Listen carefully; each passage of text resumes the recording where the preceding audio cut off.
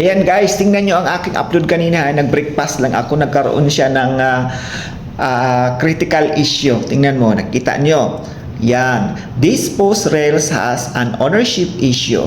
You have one ownership issue on this protected content to review. Yon. Tingnan nyo guys, no, gagawin natin dyan. Pindutin mo lang yung review. Ayan. Pag napindot mo po ang review, dadali ka niya doon sa iyong mga content. Tapos, ang gagawin natin dyan guys, i-off lang natin yan ang ating protected content para magiging mawala na yung issue na yan. Ayan. Detect when content is other Reels matches your original content. So ang gawin natin dyan guys, pindutin mo lang yung blue na yan para magiging i-close lang natin yung protection niya para mawala na yung issue na yan. Protections is disabled because of ownership issue.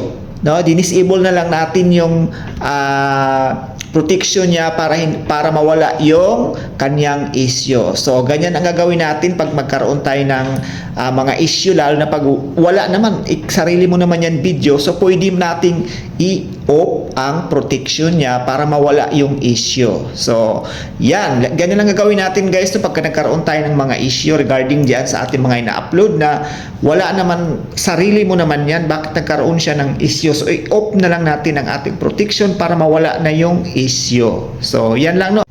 At sana po ay may natutunan, at kung may natutunan po kayo, paki-share naman. Maraming salamat.